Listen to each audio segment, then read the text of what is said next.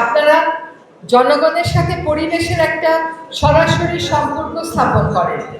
একটা বন বিভাগের দৃষ্টি আকর্ষণ করে একটা কথা বলছি আপনাদেরও, আমরা কিন্তু পলিথিন শপিং ব্যাগ ব্যবহারটা অনেক আগে থেকেই নিষিদ্ধ, আমরা সেটা কার্যকর করার চেষ্টা করছি। আপনাদের কাছে একটা স্বনির্বন্ধ অনুরোধ থাকবে, আপনারা নিজেরাও আর পলিথিন শপিং ব্যাগ ব্যবহার করবেন না, এবং এর পরের বারের বৃক্ষ মেলায় বা আপনাদের নার্সারিতে পলিথিন শপিং ব্যাগে যদি আপনারা চারাটা দেন, তাহলে পরিবেশের সাথে এটা সাংঘর্ষিক হয়ে যাচ্ছে। তো এইটা আমাদেরকে অবশ্যই পরিহার করতে হবে। আমরা চেষ্টা করেছিলাম এইবারের বৃক্ষ মেলাটা একটু নান্দনিক করতে, সেখানে অনেক কয়টা ল্যান্ডস্কেপিং ফার্ম আমাদেরকে সাহায্য করেছে। আরও চেষ্টা করেছিলাম পরিবার পরিজন নিয়ে যারা একটু গাছ কিনতে যান তারা যেন একটু পারিবারিক সময় কাটাতে পারে, সেজন্য আমরা কিছু খাওয়ার স্টলেরও এবার আয়োজন করেছিলাম। তো আশা করি পুরোটা আবহ সকলের জন্য আনন্দঘন ছিল। পলিথিন শপিং ব্যাগ ছাড়া আরেকটা কথা আপনাদেরকে আমি বলতে চাই, সেটা হচ্ছে আমরা কিছু ভলান্টিয়ার দিয়েছিলাম বন বিভাগ থেকে, আমি জানি না তারা কতটা নিয়মিত কাজ করেছেন, কিন্তু পরিষ্কার পরিচ্ছন্নতা একটা দিক যেটার দিকে কিন্তু আমাদেরকে জাতি হিসাবেই খেয়াল রাখতে হবে।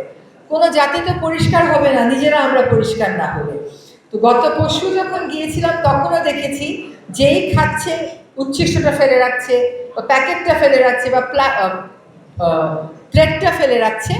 আপনারা এর পরের বার নিজের স্টলের সামনে জায়গাগুলো এইবার করেছেন জানি, পরের বার থেকে করবেন, এবং যারা ভিজিটার তাদেরকেও বলবেন এই কাজটা করতে। আমার সর্বশেষ কথা হচ্ছে, আমরা বাংলাদেশে সবসময় বলি লোকবলের অভাব, লোকবলের অভাব, আমার ফরেস্ট ডিপার্টমেন্টও তাই বলে। আমরা আজকে যারা পুরস্কার পেয়েছো তোমাদেরকে একটা কথা একটু জানাতে চাই, যে আমাদের বন অধিদপ্তর তোমাদের সবার নামের তালিকা করবে। গত 2 বছর যারা পুরস্কার পেয়েছো তাদেরও একটা তালিকা করে আমরা প্রাথমিকভাবে বন আর বন্যপ্রাণী রক্ষায় ছাত্র সমাজের একটা ভলান্টিয়ার টিম গঠন করে ফেলবো।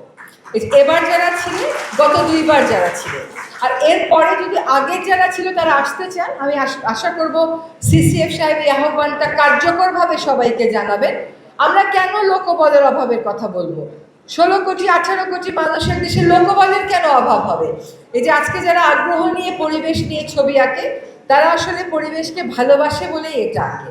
যেখানে বন বিভাগের অফিস নেই বা যেখানে আছে সেখানে বন বিভাগের হাতকে আরো শক্তিশালী করতে, বন বিভাগের প্রতিনিধিত্ব করতে আপনারা যারা অংশগ্রহণ করেছেন তারা অবশ্যই একটা ভূমিকা যেন রাখতে পারেন, তার একটা পদ্ধতি আমরা খুঁজে বের করব। এবং আপনারা আমাদের ভলান্টিয়ার হিসেবে কাজ করবেন, এবং জীবনে বড় কাজগুলো কিন্তু ভলান্টিয়াররাই করে থাকে। সরকারি বাহিনী দিয়ে, সংগঠিত বাহিনী দিয়ে সবসময় ভলান্টিয়ার হয় না। ছোট ছোট উদ্যোগেই কিন্তু অনেক বড় বড় কাজগুলো আমরা করে ফেলতে পারবো। তো আপনাদের